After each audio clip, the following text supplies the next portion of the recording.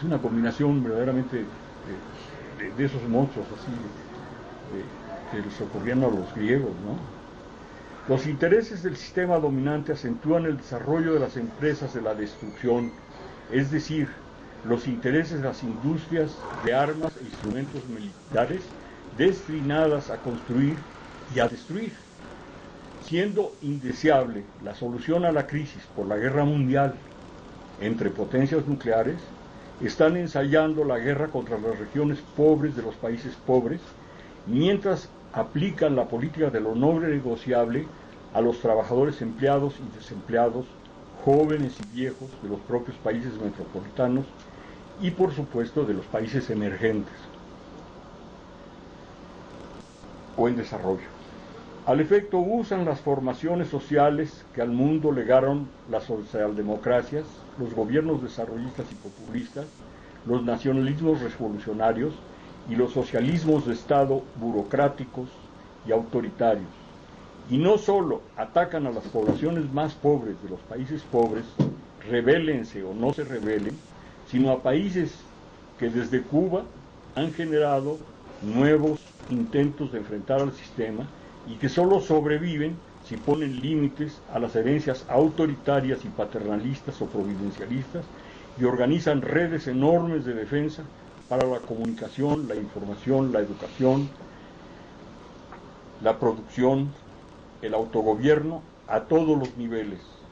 Si en sus proyectos incluyen como prioritarios el no repetir las formaciones anteriores y el difundir con la conciencia y el coraje el valor y la dignidad de que hablan los zapatistas o la moral martiana que invocan los cubanos, todo a sabiendas de que entre las armas más poderosas del sistema moribundo se encuentran la guerra de las imágenes y de las ideas y la guerra de la cooptación y la corrupción que junto con la represión y la representación de falsas salidas a los problemas de la humanidad y del planeta han sido y son las armas secretas del capitalismo.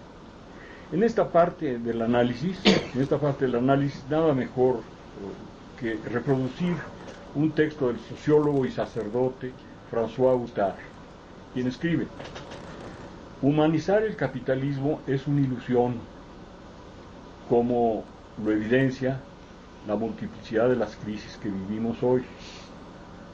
No solo se trata, añade, de una crisis financiera que afecte la economía, los precios de los recursos, los intereses comerciales, sino también se trata de una crisis energética y climática. Todas tienen un origen común, concluye: el dogma del mercado capitalista con sus dos principios, la tasa de ganancias y la acumulación de capital como motores de la economía.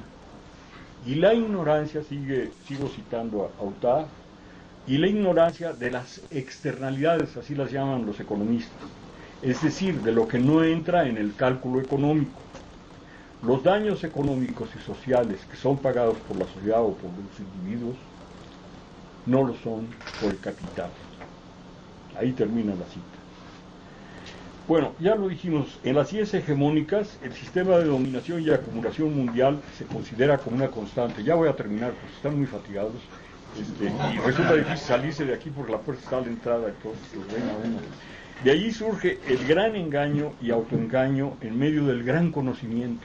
Es verdaderamente increíble, ¿no? Corresponde a la opción racional de las empresas y de sus accionistas, no solo de los mayoritarios, sino de los minoritarios.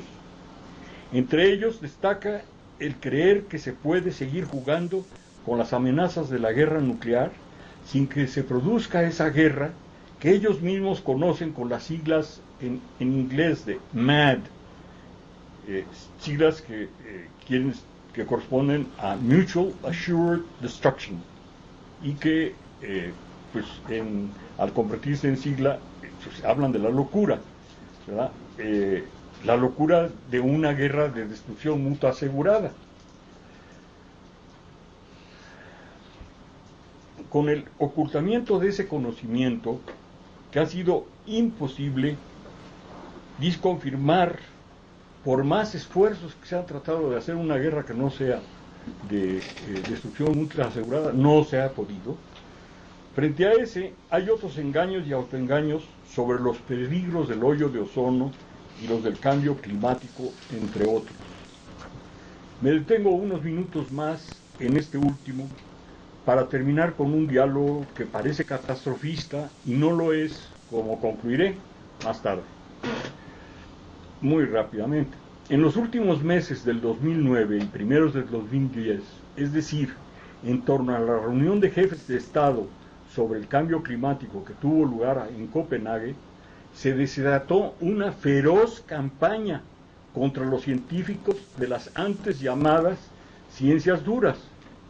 No solo fue descalificado el informe de 2007 que sobre ese problema presentaron los integrantes de una comisión científica intergubernamental, sino fueron descalificados los numerosos científicos que, reunidos en París, confirmaron la validez del informe, en una reunión también de científicos intergubernamentales, y que añadieron algo más, que había un error en las predicciones que se hicieron en el 2007, pero que ese error era de subestimación, y que los daños y amenazas son mayores, más graves y de crecimiento más acelerado de lo previsto. La cólera que levantaron los científicos no se debió tanto a las predicciones de los crecientes daños, riesgos y peligros que para la Tierra y la vida significa todo este conjunto de problemas. No, se debió a la tesis ratificada por la comunidad científica internacional de que los cambios climáticos son de origen humano. Se atrevieron a decir que son, una terminología que ellos usaron, antropógenos. Decir eso y que los propios científicos intergubernamentales lo dijeran resultó inaceptable para los complejos empresariales, militares, políticos y mediáticos que dominan el mundo. En la reunión de Copenhague, los jefes de Estado no tomaron ningún acuerdo vinculante. A primeras horas de la madrugada y sin consulta previa a la Asamblea General, un pequeño grupo de los más poderosos se reunió en secreto mientras los demás dormían, una práctica que conocemos. Sus acuerdos fueron leídos por el presidente Obama minutos antes de tomar el avión de regreso con sus destacados colegas, que arrancaron de inmediato en sus autos al aeropuerto sin dar entrevista de prensa alguna. En el acuerdo de Copenhague desaparecieron hasta los pocos compromisos que se habían tomado en Kioto. Entonces, hay un problema allí. La antropología de los políticos y de los científicos, ¿verdad?, no se queda allí. La campaña desatada contra los científicos intergubernamentales realmente no tiene precedente. Pero de una manera ejemplar, el mundo de la ciencia les dio a sus colegas un apoyo impresionante. En los primeros meses del año, las más famosas revistas científicas y de difusión científica, entre ellas Nature y Scientific American, publicaron notables artículos de científicos del más alto nivel que defendieron las mismas tesis de sus colegas.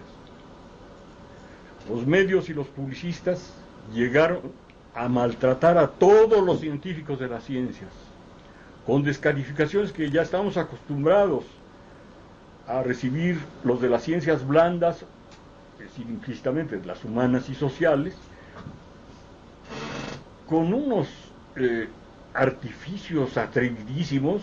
Llegaron a sostener que las ciencias duras no son ciencias y que los propios científicos reconocen que los domina, fíjense nada más qué manera de hablar, que los domina el principio de incertidumbre. Miren qué abuso. Pero hubo otros más que se hablan, y por eso no se ablandaron en forma que sea visible los miembros de la comunidad científica. Lejos de dejarse dominar,